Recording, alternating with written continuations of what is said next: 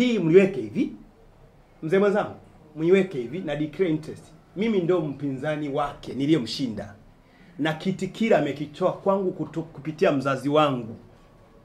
Sijui umeelewa? Na kauli moja aliyosema mzazi wangu hayati John Magufuli aliyenipenda sana.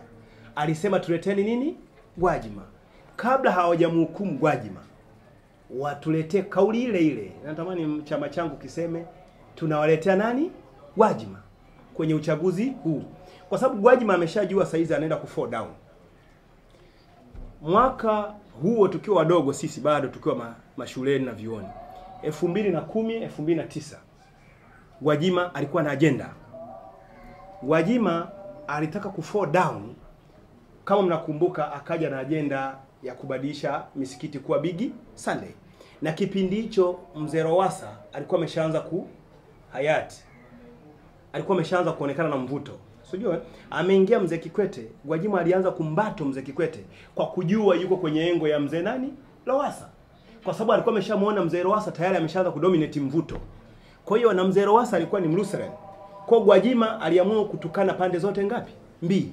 Kutukana pande ambao ina rais ambao ni Muislamu na akamtukana Pengo kwenye kipindi kile. Akasema alimtukana maneno ambayo sitaki kuyarudia, lakini sote tuwafanyaje? Tunajua. Kwenye wakati huo Gwajima na ndio tukaanza kumuita jina la nani? La mshenga. Umeelewa ndugu zangu? Tukamuita jina la nani?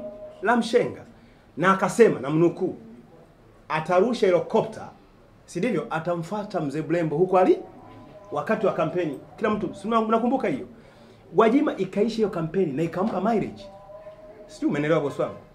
Na alivyotolewa pale, alivyoona kabisa pale anaenda ku fall down, alivyokuwa amepewa ule uwanja wa Tanganyika Packers. Akajua kwa sababu ya kauli zake na amevamia eneo ambalo ni mali ya umma, si ndivyo? Akajua kabisa hapa anaenda kufukuzwa.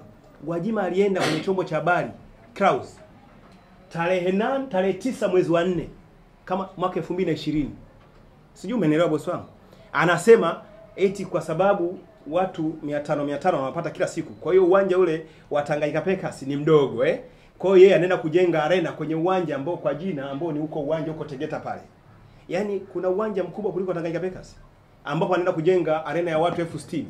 Waandishi wa habari mnasahau.